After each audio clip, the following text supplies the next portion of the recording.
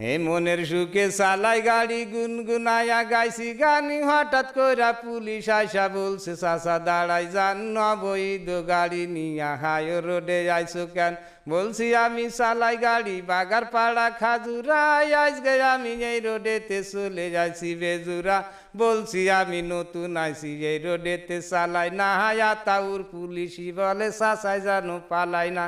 বলছি আমি মিজান স্যার মাফ করে দেন একটা বাড়ি আমি হলাম বাগার পাড়ার প্যান কোম্পানির ডিএ স্যার বলছে তখন মাফ করিব টাকা লাগবে 3000 বলছি আমি আর আসবো না আজকে আইসি বাইসেন্স বলছে তখন বের করো তো ড্রাইভারি লাইসেন্স এই পুলিশ কি বোঝে না হয় এই গাড়ির কি কাগজ হয় না বোঝারও ভান করে কেন বুঝতে কারো বাকি নাই গাড়ির নামে মামলা দিবে আমারে দেখাইছে ভয় দিশে বিশে না পাইয়া ডিলারকে করেছি ফোন ডিলার সাহেব ফোন করিয়া পাঠাই দিল আর একজন নেতা গোতার কোনো কথা তারা নাকি মানবে না স্বরাষ্ট্রমন্ত্রী আসিলেও গাড়ি নাকি ছাড়বে না আরে আতা উড়ে ঝাড়ি বেশি চুপচাপ আছে মিজান স্যার ভাব দেখিয়া মনে হয় রাষ্ট্রপতি সমান পাওয়ার বলছে গাড়ি থানায় নেব দেব গাড়ি পুড়ায়ে দেখিব কোন নেতায় আছে গাড়ি নিবে ছাড়ায়ে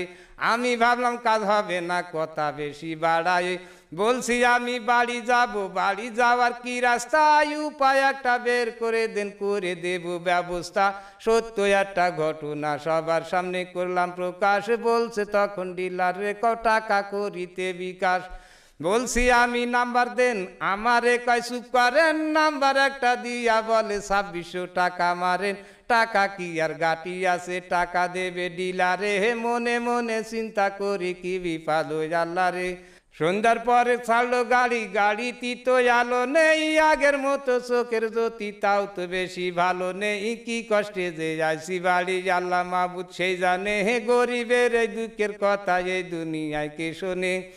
জনগণের বন্ধু পুলিশ এই কথাটা মিশা না কিছু কিছু পুলিশ আছে তাদের কাছে হাসা না হয় একদিন কিন্তু মাটির নিচে সবার হবে বিছানা টাকা পেয়ে দেখলাম তাদের মনেতে ভারী ফুর্তি বউ বাচ্চাদের নিয়ে হয়তো পার্কে যাবে ঘুরতি একটা কথা স্মরণ রেখো একদিন হবে মূর্তি আজরাইলের হাতে থেকে রিহাই কেহই পাবো না টাকা করি নিয়ে কেহই কবরেতে যাব না আজকে থেকে তওবা করো হারাম টাকা খাবো না কিয়ামতের মাঠে আল্লাহ যেদিন করিবে বিচার সেই দিন আমি দেখাই দেব ওই যে আল্লাহ মিজান স্যার এই হলো সেই আতাউর পালাবি তুই কত দূর সেদিন তো আর নয় তো দেরি কয়টা দিন করো সবুর